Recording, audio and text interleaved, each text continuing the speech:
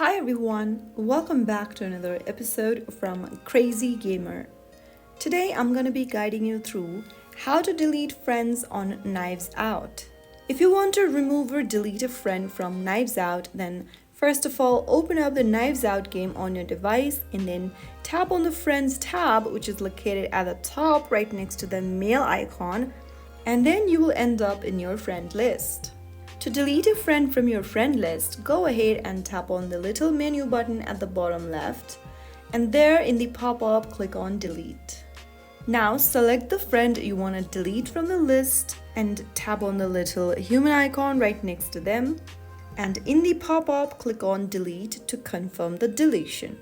And right after you tap on delete, you will be able to delete your friend on Knives Out. If you found the video helpful, don't forget to like, share and subscribe the channel for more easy tutorials like this.